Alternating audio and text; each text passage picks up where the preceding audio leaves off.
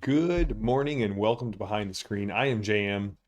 This is a show where we just sit around and we talk about games, and it's one of my favorite things to do in the world. I'm glad that you're here to join me. This is the Iconic Production channel in association with Strange Owl Games, which has a new Kickstarter coming in about a month for the new edition of Space 1889. We're going to put links in the show notes to link to. They've got some new videos with behind the scenes interviews with Daryl Hayhurst and some of the guys who were originally involved with Space 1889 back in the day.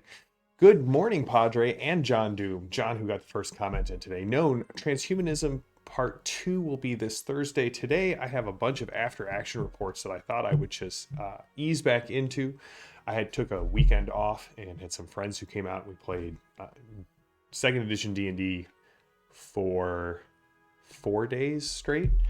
It was a lot of fun, had a lot of great interactions, but it's been a while since I've talked about my personal campaigns. And while we're going to talk a lot about the 2E game this week and with the grand campaign, kind of what we learned from returning to an older edition of D&D, I thought today we'd just kind of talk about some of the other games. Now, if you haven't been following the Torg Eternity game, it has been a lot of fun. They're in the middle of the Diamond Armament, which has been an homage to 40s and 50s movies, filmmaking. Ended up getting very meta, more meta than I had anticipated, as the group is no longer just involved in making a movie, right? The kind of the premise of Torg is always, what is the most cinematic or dramatic things that can be done. So I said, let's just set this entire act in a movie. And now they're sort of going back and they've decided to take control of making the movie in an attempt to turn what is a propaganda film for Dr. Mobius into a propaganda film for the Delphi Council. And if they pull this off, this will be one of the greatest heists that I have ever seen, player-led. And so what I'm learning from that is, one, you can never plan for Torg, right? Between the cards and the exploding dice and the zaniness of Torg, it's very difficult for me to say, here's kind of where the session is going to go. But also,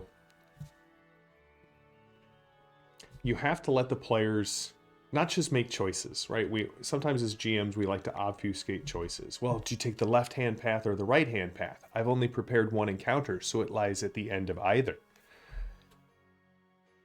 True player agency is giving them the choices that they're pushing at, but also the consequences of those choices. So we'll see how this plays out.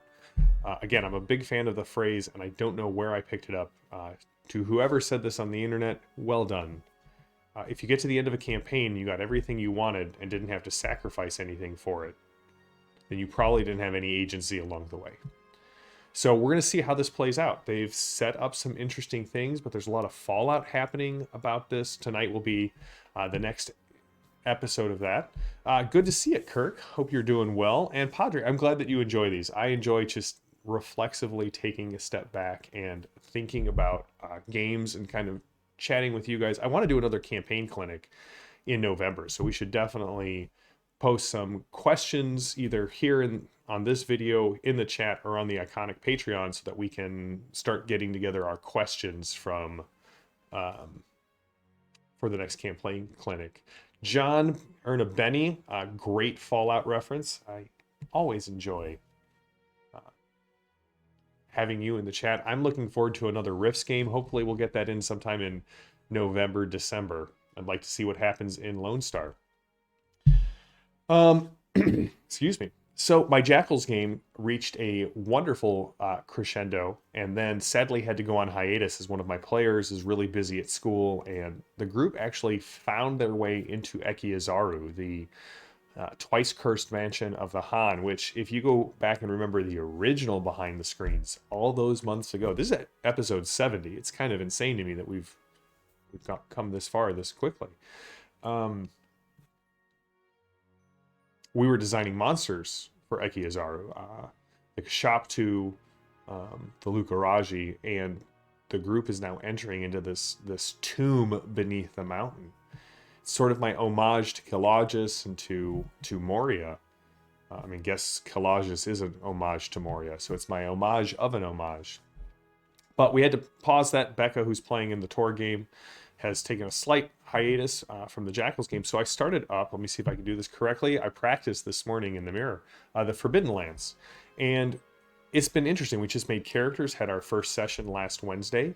And the Forbidden Lands is a very new style game. I did a review of it. Kind of new mechanics, new ways that players interact, more modern game design, but it tries to replicate a very old school feel, a hex crawl, a game where combat is deadly. And one of the chief takeaways from this that I learned is that, so it's interesting, it was more of a mechanical bit. So in Forbidden Lands, players can push their rolls in an attempt to succeed. And they pick up all the dice that didn't roll a 6 or a 1 and they re-roll them.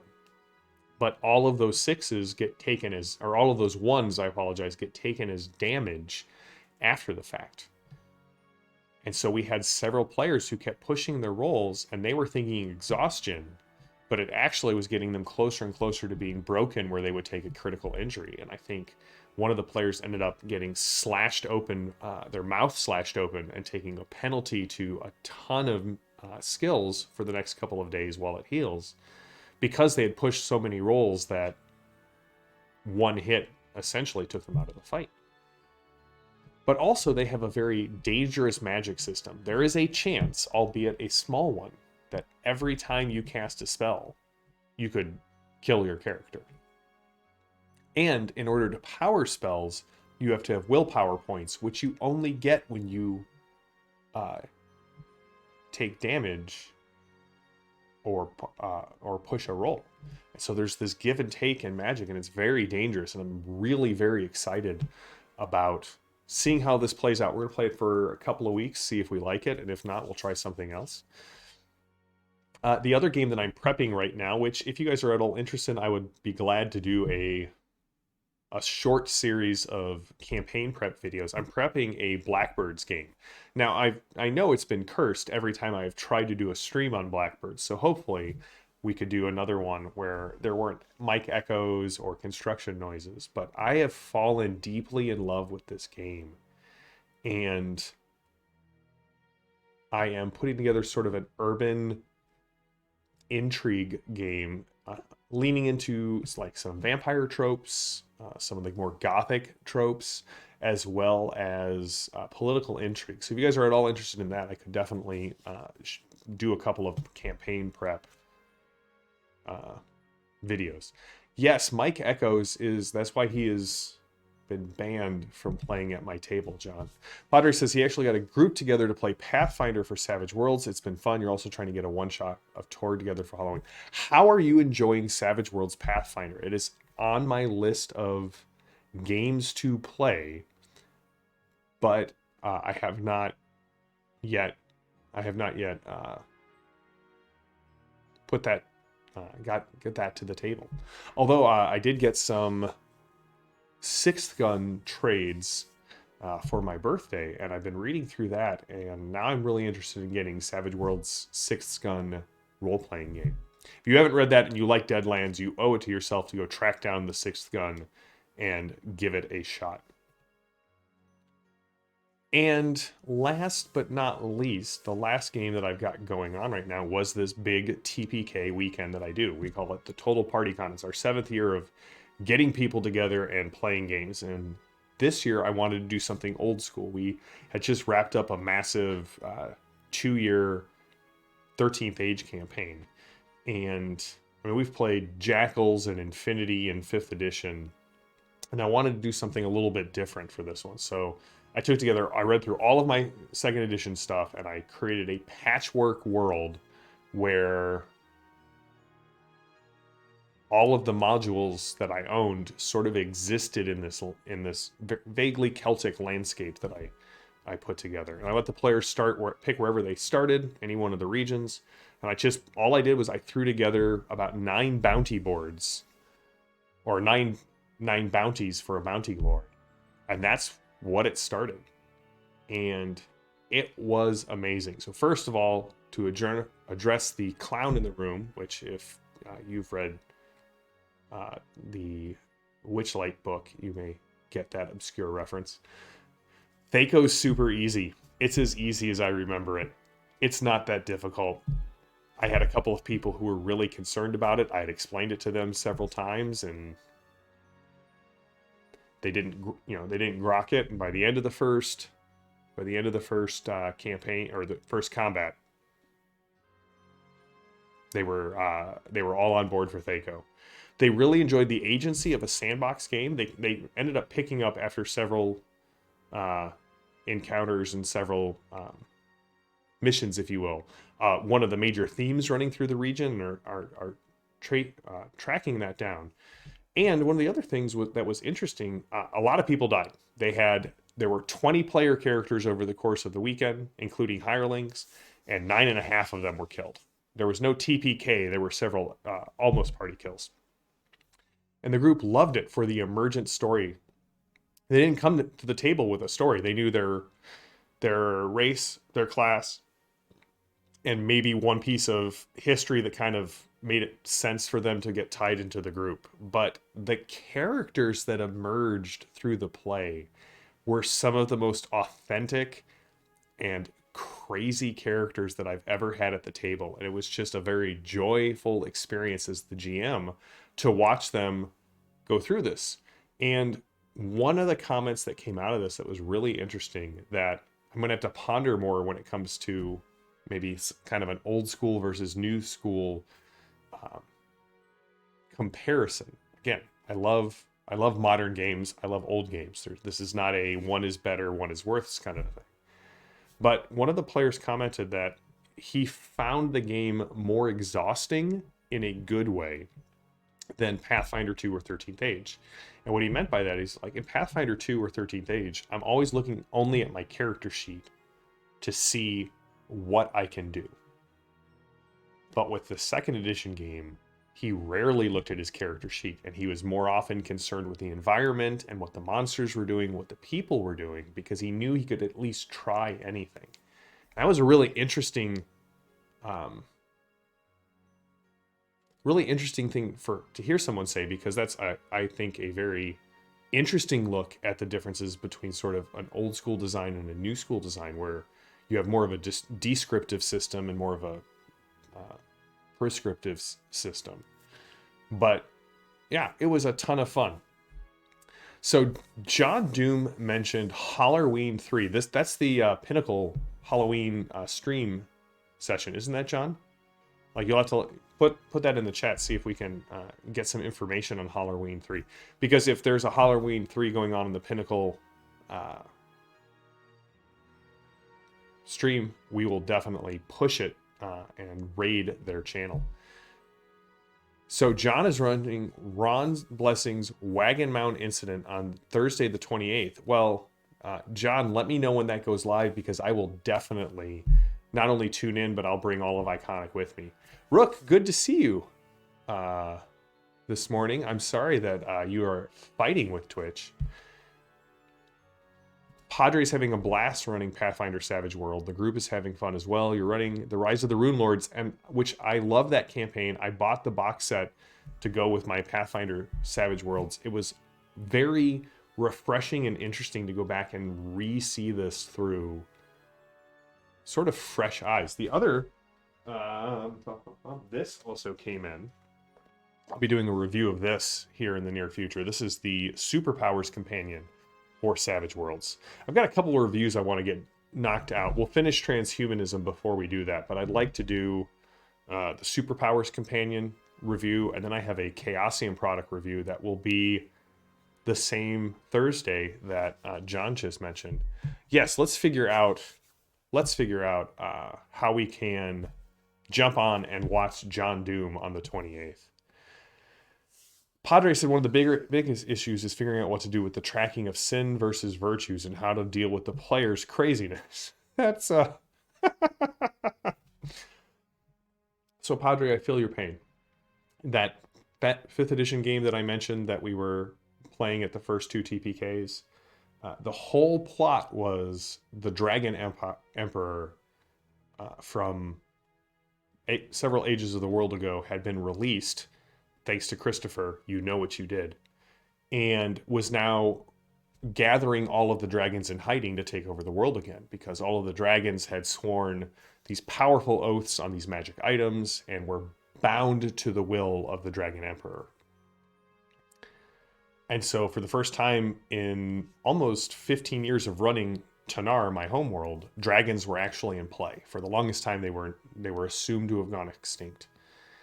And so the group fought their first dragon. And they were like, hey, can we eat its heart? I was like, sure. And so slowly but surely, 2 of the players ate a ton of dragon hearts and got a lot of sweet powers, like extra armor because of scales and wings, and they could vomit acid up. And at no point did they think about the themes of the campaign. So they got into the final battle with the Dragon Emperor, and the Sorcerer and the Barbarian both failed their wisdom saves. And so instead of 6-on-1, it was 4-on-3, with the Sorcerer casting Prismatic Spray every round and the Barbarian raging immediately and laying into the other tanks. Barbarian eventually made his wisdom saving throw, but I mean, that last round of combat, the group was actually trying to decide, do we attack the dragon or do we kill our party member who keeps hitting us with Prismatic Spray and then kill the dragon? And thankfully they killed the dragon. But my good friend Ben, who plays in the tour game, big climactic battle of a 2-year campaign, and he spent the whole time on the side of the dragon, which was wow. So yeah, so they're at Thistletop. I'm actually very familiar. I know Rook and I have talked about this. I'm actually very familiar with the Rise of the Rune Lords adventure. I've owned now 3 versions of it. I owned the original version, I owned the 20th anniversary version, and now I own the PEG version. So looking forward, Padre, to please continue to tell us how that campaign is going, because I would really like to hear about it. So that brings us to the end of episode 70 of Behind the Screens, a little after action report, kind of what I've been learning about games. I mean, I've been running games since I was 12, so for 30 years now. And I delight in finding or rediscovering or remembering aspects of being a GM that bring me joy, or seeing new ways that players interact with mechanics. So hopefully this has been helpful to you. Keep an eye on your players, always give them enough rope to hang themselves, and don't be afraid of a little death in your game, I guess is and maiming, which is essentially my takeaways from these last couple of weeks of gaming. So we will be back on Thursday with the second part of Transhumanism, which we will finish up Monday of next week. And yeah, if you have any questions or comments, please leave them below on the YouTube channel. Leave comments. We try to get back to all of them. We have announced our winner for our Exploring Glorantha contest that we did. We'll be getting those PDFs sent off to them. If you're a member of the Iconic Patronage, you have access to the Exploring Glorantha episode now, and it'll go live later this week. We will be back on Saturday with the Grand Campaign, where we're going to be talking about lessons learned from this week of old school gaming. And then on Sunday, we will be going through the Dracula dossier on the Iconic production, or the Iconic podcast. So, and then if you are a member of the Iconic Patronage, please leave comments about campaign clinic questions, things that you want to know about, want to have me talk about, answer any questions, give some advice. I love doing these. I love interacting with people. So if you've got things you want to talk about on the show, put them in the Behind the Screens section on the Iconic Discord server, or leave them on as a comment on YouTube. I will see some of you tonight for the Diamond Armament, our Torg Eternity FET 5 campaign, an ongoing campaign. But until then, stay safe, stay healthy, stay gaming, and I will see you all on Thursday. Have a good one, everyone.